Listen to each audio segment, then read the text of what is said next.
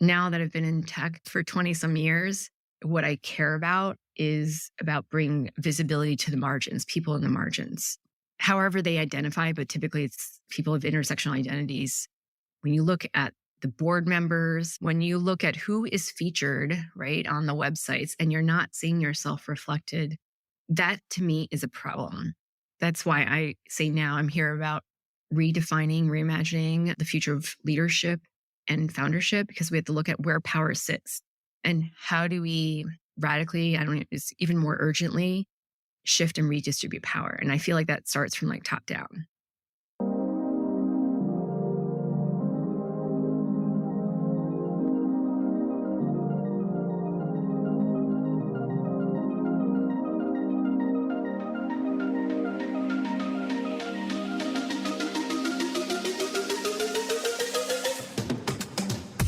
Hi everyone, my name is Stephen Wakabayashi and you're listening to Yellow Glitter, mindfulness through the eyes and soul of queer Asian perspectives. This episode, we're joined by an extra special guest, Susan Liao. Susan Liao, she, her, has a mission to make the future of leadership and foundership accessible to all by advancing our most marginalized populations, including women of color, queer, trans, BIPOC folks, as startup leaders and CEOs.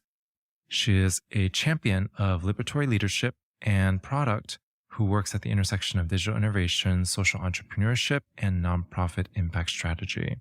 Susan's practice, Leaders Like Us, and venture, Startups for All, serve to help purpose-driven founders and product leaders from underrepresented groups clarify their North Star purpose and achieve meaningful social change. Welcome to the podcast, Susan.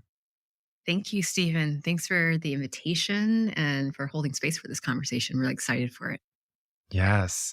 And we've been connected through our work in the nonprofit with QT BIPOC Design, how we're starting to intersect your work in your organization, Startups for All. And over the past, God, how long have we known each other? Time definitely flies. I feel like it was a pandemic, friends.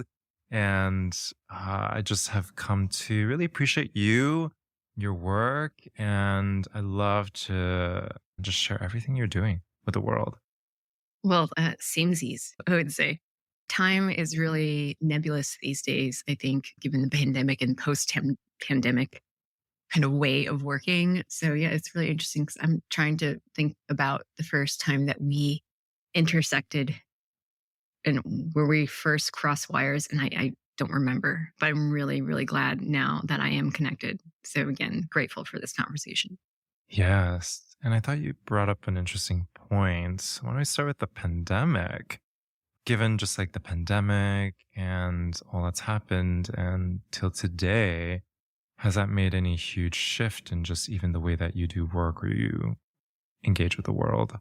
Yes, for sure. In terms of how I do work, how I engage with the world, I think my experience probably is reflected by, or maybe shared with many others, in that the pandemic allowed me to explore other ways to connect with others, meaning like on Zoom and being able to be on Zoom with people, across the ocean, across the continents, in different time zones and have these conversations. And I'm not new to remote work at all. Like I've been doing this for a while, but it's always been in context of agency work, which you're probably familiar with. You'd fly to see clients across the US, or even I have done work internationally as well. But those would be like one-time events. And I think the difference with the pandemic is many of us had to look at kind of developing what are our new rituals. How do we, without the habit of being able to like go into an office day after day or have those regular commutes? Now it's like, well, how can I still make space for work in a way that feels like it's not just I'm trying to, carve out a corner of my bedroom to do work, but there's all this other stuff. So what are the new ways of working that will now become maybe more habitual? And I think just navigating that space is, that's what kind of I experienced, especially as I was also transitioning from full-time work to consulting work and starting up my own venture, as you mentioned. So there was a lot of experimenting with just connecting with different people from different contexts. And we can get into specifics about that later. But it's all about just like, yeah, being in these conversations with people that I typically would not have encountered if the rest of the world didn't open up or be as open to remote virtual kind of engagement. And then post pandemic, so that was like, pandemic times, and I was thriving in it. And then what I've realized this year, 2023, I'm in the third year of being kind of on my own as a solopreneur.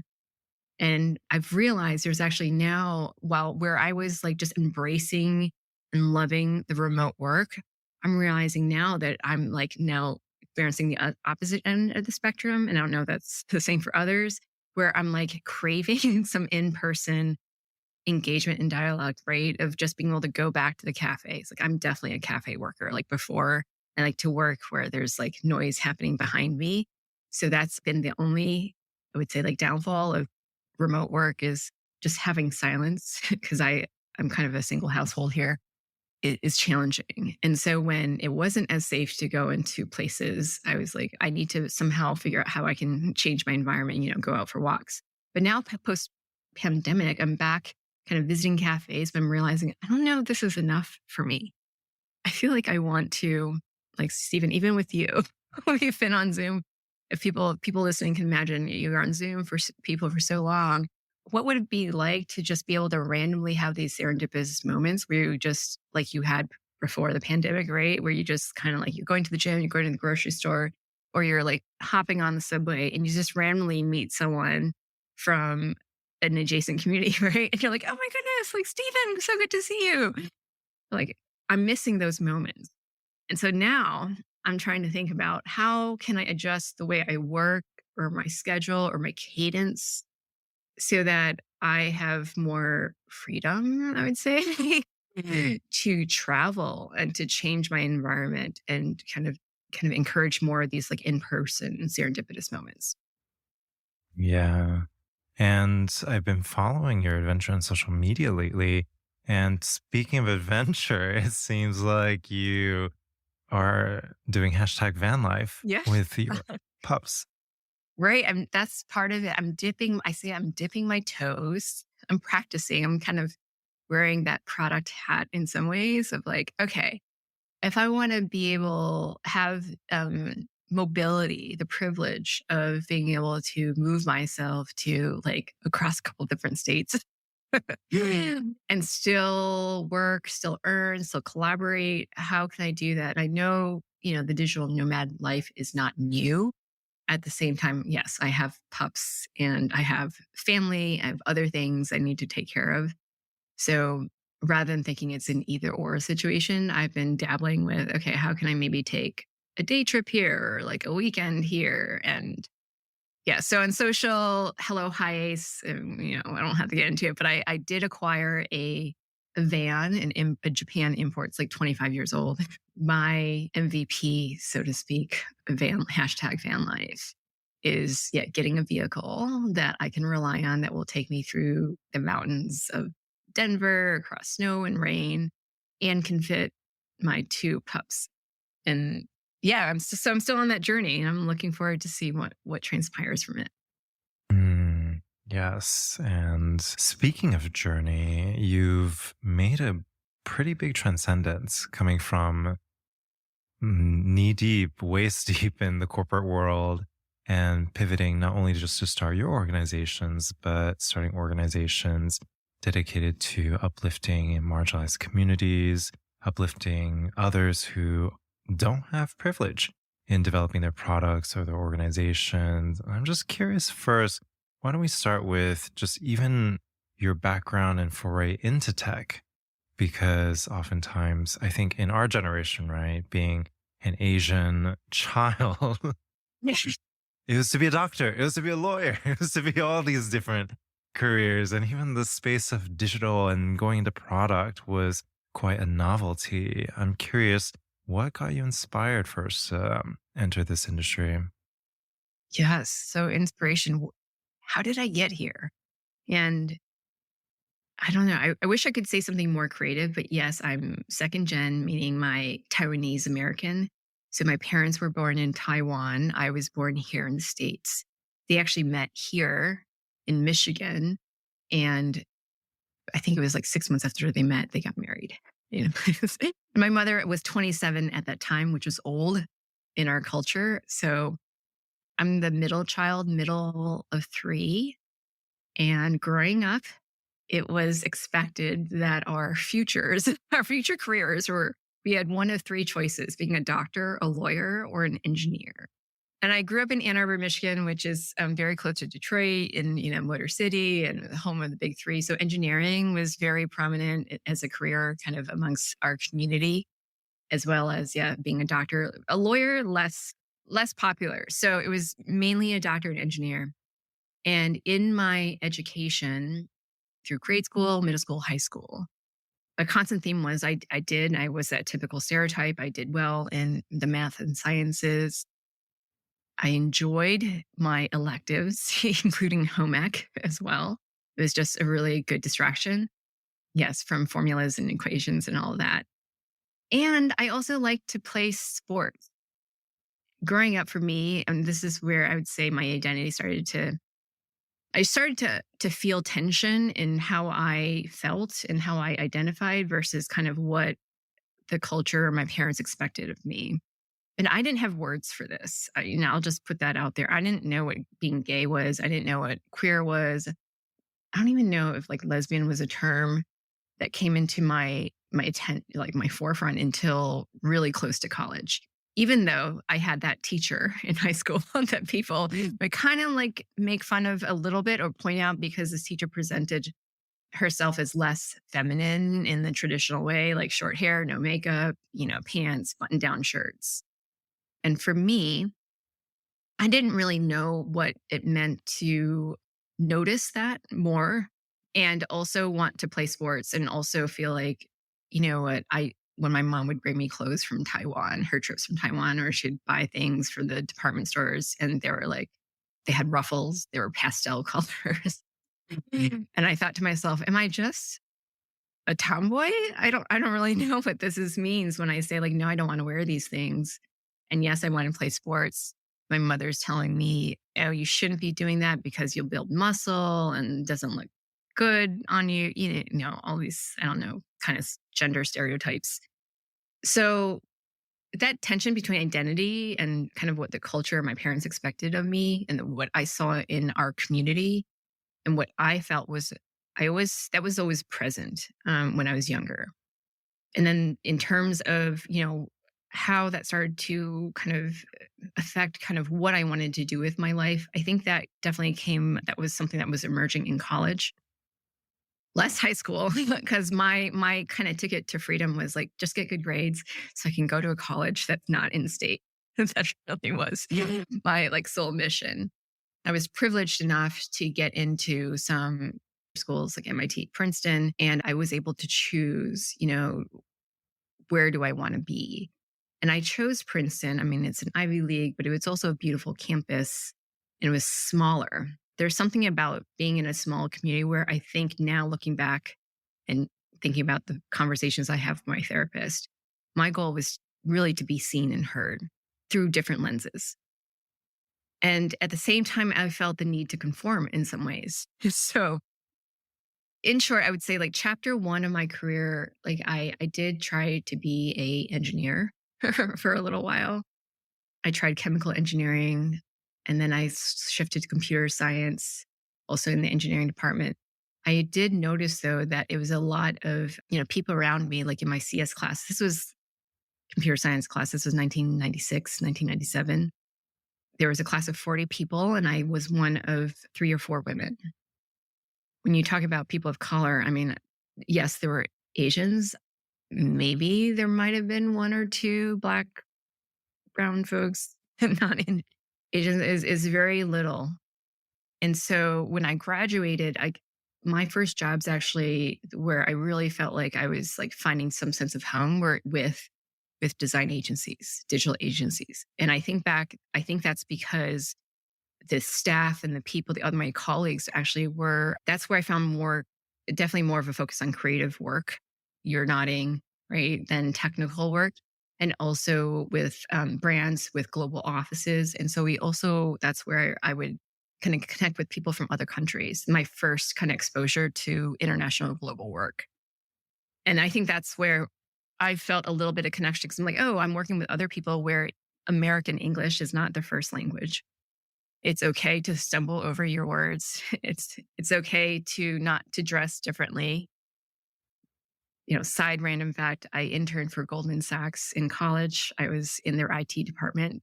Even though I was in IT, I had to wear a suit. I had to wear heels every day on the New York subway in 100-degree heat. And again, like I was like trying to play the game, but I definitely felt like this is not me. And so chapter one of my life, I think, was navigating just professional life, kind of in this agency world, I was in Boston, I was in New York, just exploring, experiencing kind of the greater social world. And then part two was starting to shift from kind of the agency model, a lot of expansion and learning, exploring, to starting to focus, the ebb and flow of, okay, I've been there, I've done that, I've traveled the world.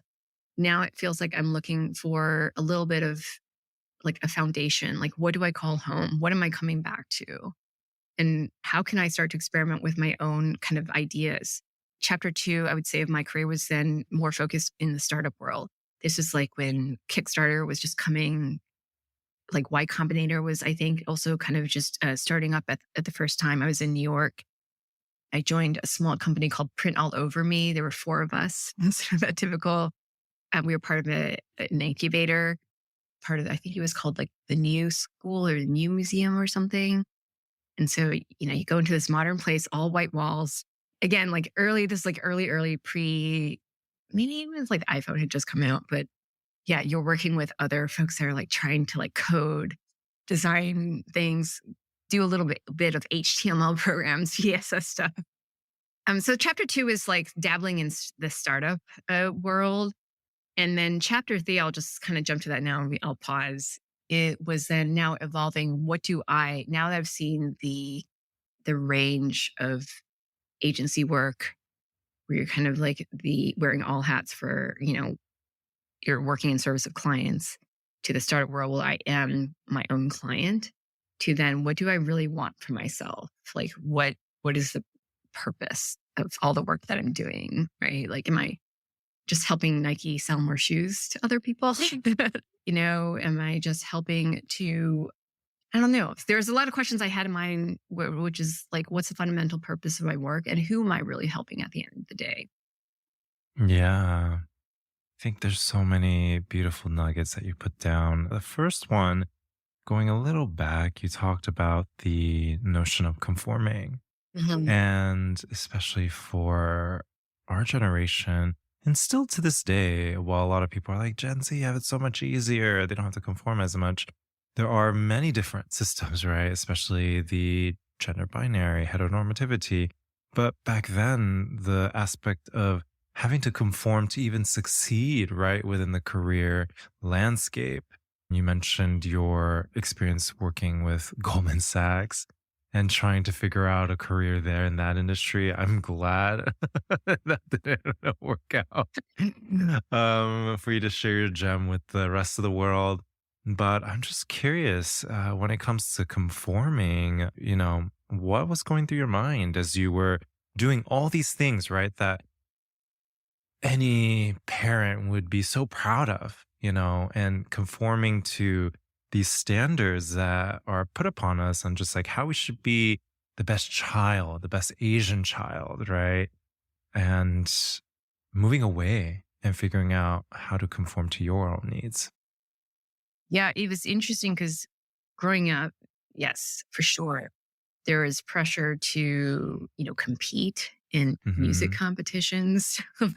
I say the peak of my career as a violinist was in sixth grade when I won, first chair in the all city orchestra.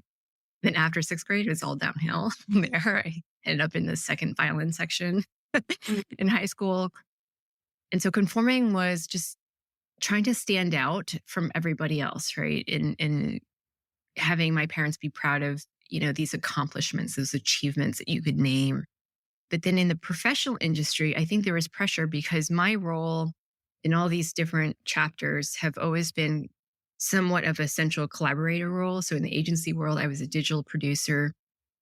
I was at one point, a VP of digital for an experiential marketing organization.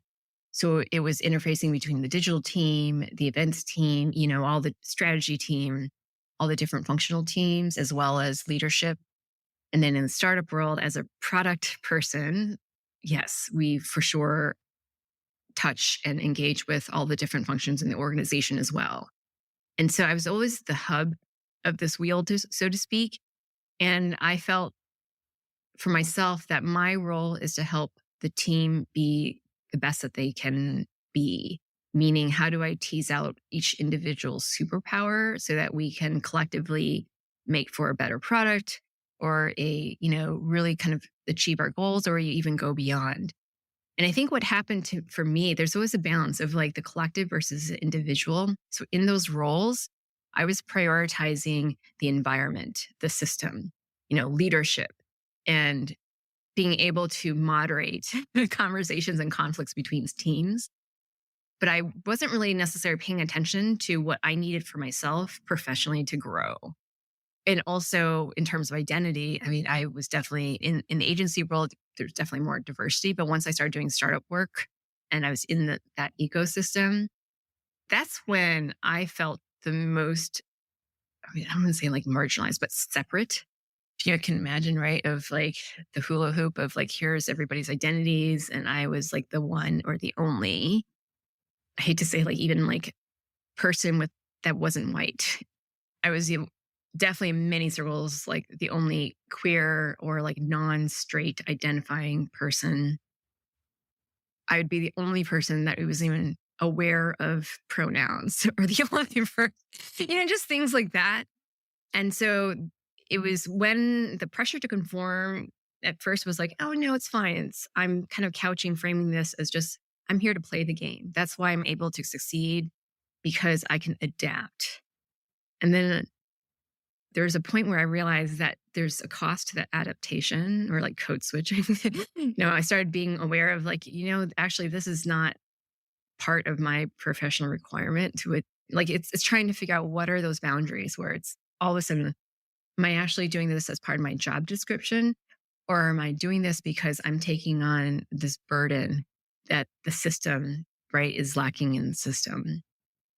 So that's why now I think that what I'm trying to really credit myself with in terms of my journey in my professional life is maturing my own North Stars around what do I really care about? Who are the people that I want to help? Now that I've been in tech for 20 some years, I feel it's not even that I'm validated. I just feel much more sure and confident that what I care about is about bringing visibility to the margins, people in the margins, however they identify, but typically it's people of intersectional identities. As you're scrolling in your social feed, as you're seeing advertisements and people are sharing events and talks in conferences, when you look at the organizing team, when you look at the board members, when you look at who is featured, right, on the websites, and you're not seeing yourself reflected, that to me is a problem. And that's why I say now I'm here about redefining, reimagining the future of leadership and foundership, because we have to look at where power sits and how do we radically, it's even more urgently shift and redistribute power. And I feel like that starts from like top down. And so that's brings me to where I am now. Yeah, I think it's more than just representation for representation's sake. And it's also Yeah. sad to see the issues around affirmative action and the short-sightedness of it, where if we actually zoom out and kind of take the ethos of affirmative action and many of these collective changes to get more diversification in these seats, boardroom, leadership, I think at the core is to bring different experiences to the table that ultimately, right, make the decisions on behalf of communities, on countries, in organizations. And I thought you said some really fascinating things on the concepts of adapting, right? Where at first, especially as folks who are in the margins, we adapt as a form of survival and we take on pride in surviving and we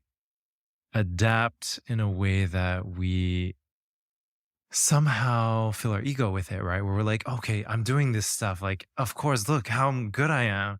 And I think it takes us a while, at least for me, even, right? Like 15, 20 years working and then realizing, oh, like, why did I even have to do that?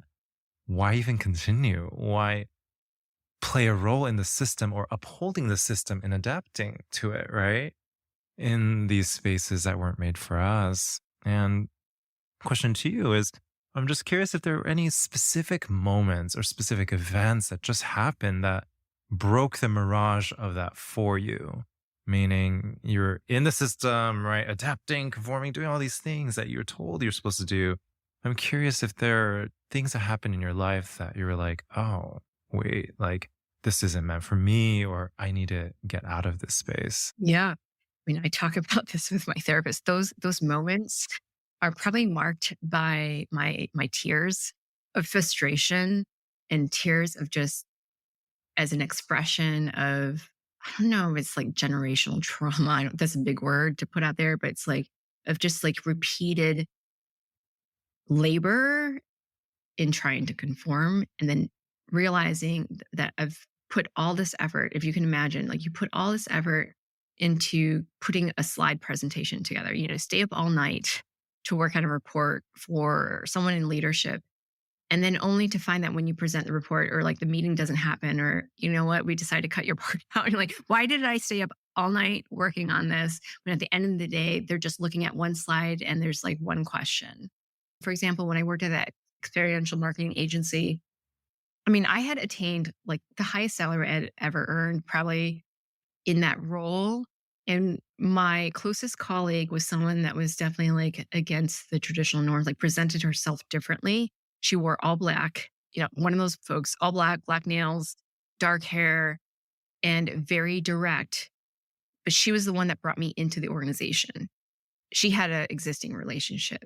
But one day I just learned that they let her go.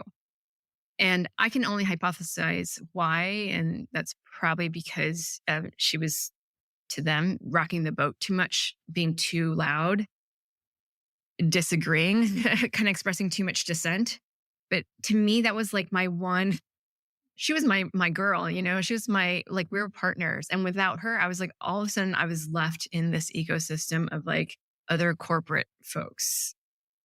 And no one else really kind of presented themselves differently. So it's like you lose your one artsy fartsy person in your community, in your work. And like, okay, well then now who can I joke around with? And so there was this moment in a meeting. I remember when I was working with the creative head at that time. We were trying to figure out like who are the vendors that we want to bring into this project. And I was advocating for a vendor that I was working with, that we have an existing relationship with. And honestly, I don't remember the details. All I remember is that I had to walk out of that room. Like I actually slammed, I was like, put down my binder. I was just like, I can't do this. And I just like walked out of the room. And it was I don't want to blame it's not that anyone else did anything wrong. I just had the residual feelings of knowing that the company itself pretty much fired my friend, was like coming to a head, and left me, there were about like 300 people in the organization. So if you can think about it, if you're like the one and only of 300 people, it's all tied together, but just, yeah, the one and only that seems like they don't want to wear a suit every day. That does a lot, that weighs on you. That's heavy. I'm really proud that I brought in people, like I hired folks that I'm still friends with that kind of flourished in that role. Just for me, it was not that was a very clear break where I had to say like, okay, I can't be part of the system anymore. So that's like in the agency world. In the startup world, very similar pattern here. And this is why I talk about it with my therapist. There's probably probably with two startups that I was with where I was sitting with the E team, the executive team. And in that planning session, there was a lot of discussion. I had things I wanted to say, but I couldn't get a word in because the CEO is like discussing things with the CTO. They're going back and forth. And I'm just sitting there, well, you're talking about the product. Hello, I'm the product lead here. Like, and it's just not in my nature. I realize I don't want to be that person that has to like jump in and be like, hello, and yell out, pay attention, look at me. I'm still here. Like, can you please invite me into the conversation? In that meeting is very similar where my habit was just to sit there silently, kind of hold it all in, and then get so frustrated that all of a sudden I start feeling myself like tearing up from frustration and I have to leave the room. It's kind of the fear and flight, right? Kind of reaction. And when that happens to me, it's like, okay, Susan, really what's going on here? Can you really deal with this? Yeah. And so those were the tipping points where I realized I can't continue this way. And yet it was happening company after company. And that's the third time this happened with the last company where I was had a full-time role. I really had to, yeah, I said, can I really do this again? And I did shift. I started interviewing with other companies, and in those interviews, I was thinking, how can I shift how I ask questions to try to figure out if this will be really a good fit for me? Because I don't want to end up in this spot again. The TLDR is I discovered, you know what, it's not them, it's the system. And so if I want to kind of have this harmony in life and work, and also for my own mental wellness, I think I need to figure out something else out because the current systems are not working for me.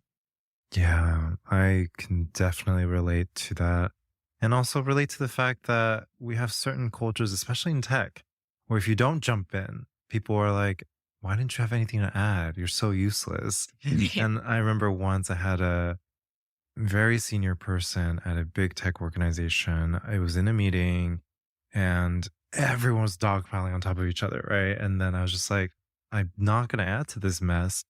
And afterwards, the next day, I was told by the person right under them, they're like, why didn't you say anything? I got answer from the person managing this meeting that you were very useless. And why should you even be included? I'm like, I'm not wanting to play a role in this. And I think, especially with all of these systems, all these organizations, sometimes the reality, and it's a sad reality, where we have to leave to start really creating our own space and having to start from bottom up because the well is, very adulterated with a lot of different cultures and systems and ways that we've built inequity across the landscape. And especially as we're talking about, right, like organizations like 100, 300 in your case, or even like 5,000, 10,000. How is it possible that you're going to somehow make a system that large equitable when not everyone is coming to the table with that intention? Right. Right. Yeah. And I thought I could do that by working my way up the ladder. Mm. And that's a realization that I had, 3 years ago, that working my way up the ladder is not enough. It doesn't work because the power is not actually, it does not stop with the CEO. So it's like, who am I in conversation with? It's like, who's beyond the executive director? I've worked in the nonprofit world as well. And there's all the other stakeholders that you don't see in the office, the investors, the funders, Mm-hmm. the board. And even, do you even want to be at that table? You were talking about, we're all trying to jockey for position. And then it's like trying to conform or trying to like validate, oh, you know what? Yeah, I can survive. I can be like this. Mm-hmm. Right. And the real question is like, do you even want to be in this race? Mm-hmm. Do you want to be at this table? I mean, for me, the imagery is like dim sum. I love dim With sum. experience, like real time is not like have your own table Yeah. necessarily. You go into like big halls. And unless you have a large group, sometimes you're at a table that can fit probably like 8 or 12 people and they like fit you with somebody else. Right. Mm-hmm. And you just go where they seat you. But sometimes these large halls have different rooms. Like there's the tables and the party, Mm-hmm. right? And then there's the side banquet spaces where it's a little more quiet. Or if it's an all you can eat kind of like buffet, there are like tables closer to the buffet. So you're trying to decide like where do we want to sit, And that's where I think for anyone that feels like your environment is toxic or somehow you're like, why am I not being seen or heard? Or why does it feel like is exhausting to show up. Mm-hmm. Then my question is like, well, what are the tables that you do want to be? Like, who would you want to be in conversation with? Like, what is that space? Then the hard part is like, where can I find those spaces or how can I create those spaces for myself? Yeah. And I think that's kind of the future of work, the future of leadership, foundership.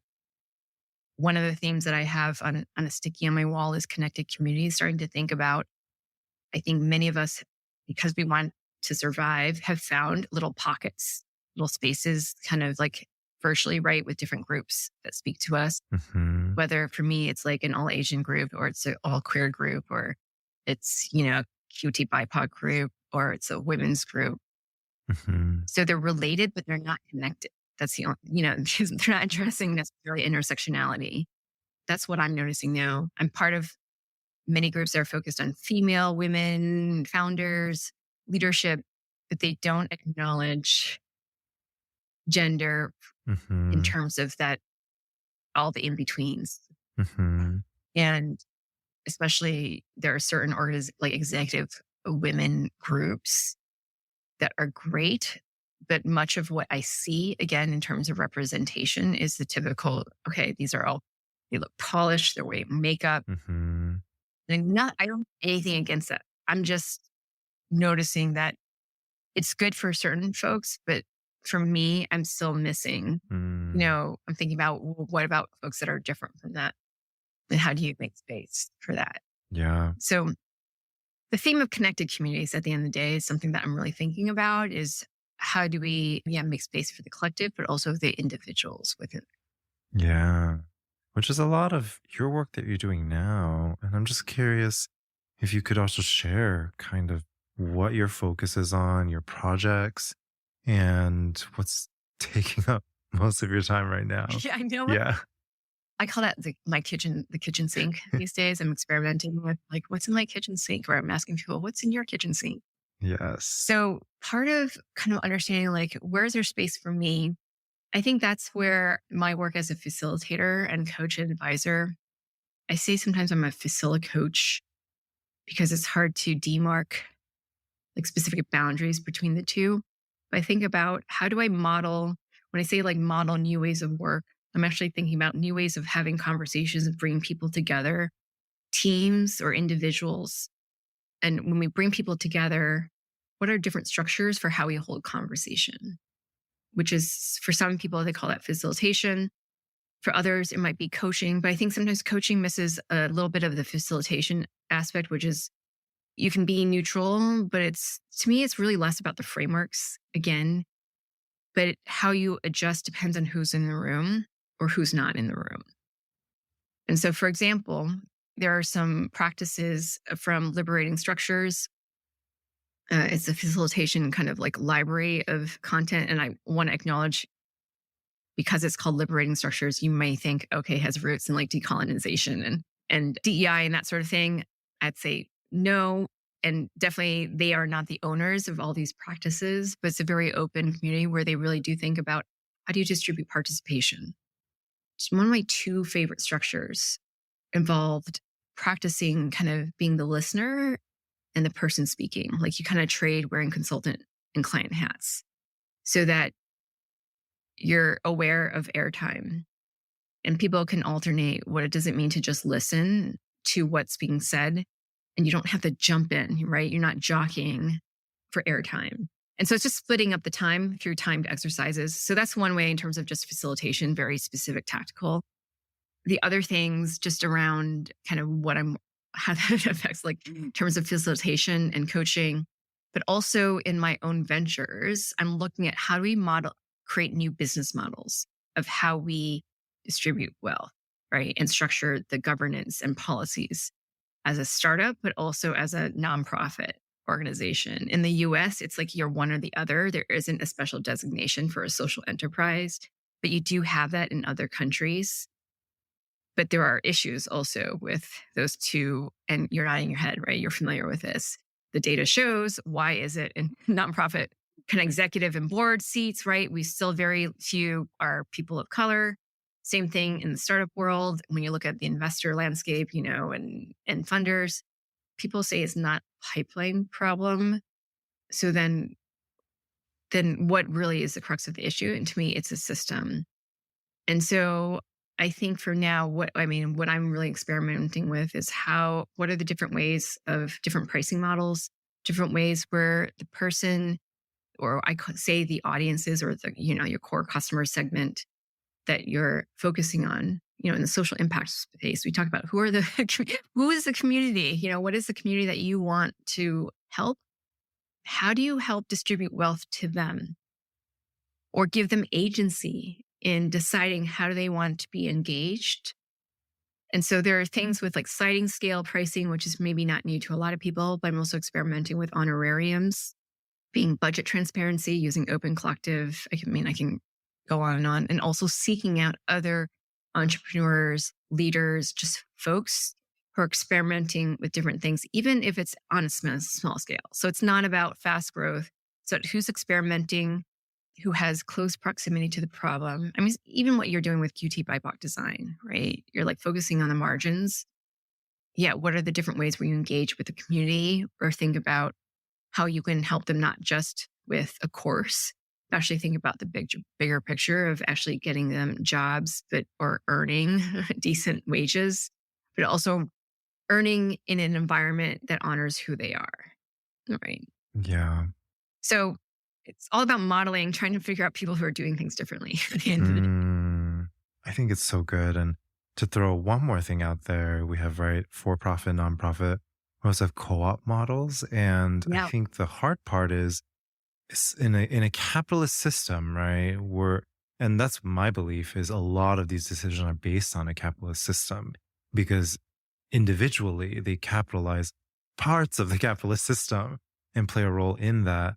But ultimately, I do believe, as also I'm looking at the companies that I'm creating and the organizations and looking at these different systems, right? I think there's facets that are really good of a for profit, facets that are really good for a co op model, facets that are good for a nonprofit model, right? One as external accountability, co op is internal accountability, for profit is the way that we're being autonomous within our own communities, right? And I think the future personally is a combination of all these things, right? Right. And it has like roots with Buddhist practices where it's like it's a balance, not the extremes. So much of our work, I think, is redefining this, especially if we want a different future. And I believe we're also on the tail end of just seeing capitalism, right? Really hitting its peak of just intense marginalization, wealth disparities getting worse and worse year over year, right? We have CEOs on TV talking about ending strikes. Meanwhile, they're taking 1,000, 10,000x of their people, their laborers who do the actual work that puts money into their pockets. And I listen to a lot of podcasts and read a lot of books also about how we're spending money on trying to go into outer space and all these crazy ventures, right? And how I thought this was a nice reaction to it, where these ventures don't make sense if we cannot bring our communities with us. How can we expect to go into outer space if we can't even take care of the population here on Earth? Who exactly is populating outer space, if that's right? The notion of having these larger communities, if we can't even take care of just the communities and populations that's here on Earth, how is it even possible, right? That even new technology wise, we talk about all these new tech gadgets, it's going to change lives. But yet, if we can't even change fundamentally lives of people eating, surviving, getting healthcare, what is all of this technology when there's nobody to use it? Yeah. Right. And I think what you're doing is quite tremendously important to help us rethink so many of these things. And also, I love the aspect of distributing wealth. And I think sometimes these social projects are never about wealth. It's really just about all the other things, right? Except for wealth. But because we are so deeply entrenched within the context and systems of capital, I think we have to recognize and challenge it as a part of our system and what we create if it is meant to thrive, and also ultimately to break away from these systems. Right. The ultimate theme that I kind of my North Star. So talking Mm. about North Stars a little bit, as you're describing, what is, why, why are we in space? Why are we like doing all these things when there's, people still can't get water, Mhm. and I think about when, like, what is the future of foundership and leadership is also about, what are our North Stars? How do we align? And so that we can recognize the natural evolution of who we are and our communities. I mean, this goes into emergent strategy and a lot of other different practices and concepts around abolition and liberation. Mhm. But is one of the biggest North Stars is just known as like recognizing that our lives ebb and flow. And so the typical format of work, the 40-hour week, the cadence of 9 to 5, 5 days a week, right? Even the cadence of like monthly goals, weekly goals, monthly goals, quarterly goals, yearly goals, start to rethink what that actually is. I've been telling people I don't think it's enough to just say, hey, we're going to go from 40 hours to a 4-day week. It's not enough to say, oh, I'm going to be a digital nomad so I can choose my own hours. We had to look at the overall, what I say, like a cadence, the, space, pace, and grace. What is the pace of our work? How do we start to integrate rituals and practices that honor ourselves, like rest, not as an add on, as an elective, right? As a vacation. Okay, yes, we give you more vacation days, but realistically, who is really taking like a 6-week vacation? How can it even be reasonable in this day and age to say, okay, once you hit your 5-year mark with us, then we'll give you 6 weeks of vacation? And so to me, North Stars are important because for anyone that's listening who's thinking of becoming their own, boss, leading their own organization, or maybe you're already a founder, you're already maturing as an entrepreneur. Think about who's in your ecosystem, who's missing, and what are the North Stars that guide kind of how they move in life, and then how does that affect your flow of work, the flow of how you collaborate, right? So if you running in an organization, or if I were to like shift startups for all, like I experimented with a weekly cohort, like an 8-week, 10-week, 12-week cohort, and now I'm working with a monthly cohort. If you have structures where you're noticing that some people aren't able to show up all the time, like that's what I noticed. Okay, some people don't show up week to week just because they need to pick up the kids. There's certain hours that don't work for them. For some, it's just like life happens, they get sick. So it's not a weekly thing, it's just like a seasonal thing, right? Or they have family, yeah, that where things happen and they need to take like 2 or 3 weeks off or 4 weeks off. So if you're running an organization or building one, how can you make space so where your organization within your company as a collective can still make progress, but you're still honoring people's individual North Stars? Are you giving them space, right? To be able to step back a little bit. I'm going to use the word radical because most people are more familiar with that. But I think that this means, yeah, just shifting from a 5-day to 4-day week, but thinking, oh, what might it look like if it was like 3 weeks on, 1 week off? Or what might it look like if it was a 10-month year, not a 12-month year? Or what might it look like if it was like a 3-hour day and then there's rest? And then the last half is like open gym or something, like we have to move beyond the no meeting Fridays or the no meeting Thursday afternoon. But we love our summer fry. Summer Fridays. Small steps for Yeah. big change is what I say a lot. So that's good. But now, like, what else could we do? Yeah. What I will say is, I think this is where, again, it's like not one or the other, but there's this interesting practice in the co op model where, right, we try to define these systems for the whole cohort, right? The 40-hour or the 4-day work week. But in the co op model, there is autonomy over individuals dictating how much they want to work. And can that dictation and the autonomy of an individual's willingness to elect into how much they want to work also impact maybe how much they're getting paid, right? At a fractional cost, but getting to decide ultimately how they show up within the community that they contribute as a part of. And so it's so fascinating. We have like nuggets of insights out there, but we're so stuck on going into one system, wholeheartedly, full force, that we lose foresight of so much amazing work that's being done. And I'm just curious, going back to even just like your work and how you're also advising other people, do you have any advice for people who, especially what I hear from our communities, is people who are working the corporate world, seeing the things that they need to change and they're inspired to do, but not knowing even how to start or how to even jumpstart their careers in being autonomous away from these systems? Do you have any advice? Do you have any thoughts, nuggets? Yeah. The the words or the phrase that has been sitting with me is a quote from it's typically attributed to Gandhi, and I've shared it with the founders I work with and also kind of in other spaces, is your beliefs become your thoughts become your words become your actions become your habits become your values, and your values become your destiny. So there's this chain, right? But it starts with your beliefs, you're thinking about it. And to me, it's about acknowledging that what we do is an evolution, it's a continual evolution. And there's a different way of visually thinking about this. I call it the eco cycle. But it's thinking about of everything that's in your kitchen sink when you feel like you're stuck or something's like this environment. I'm in the corporate, I don't have a choice or I have to do this. Or like, how will I ever get to where I want to be when I don't have the money or the budget or who will help me? Right. Is I think back, well, progress is through small steps.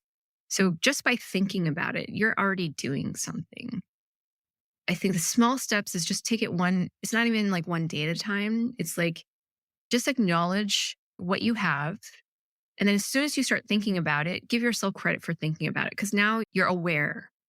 And the next step I would say is talk to someone about it. Now you're forming thoughts and putting thoughts into words, turning intention into action.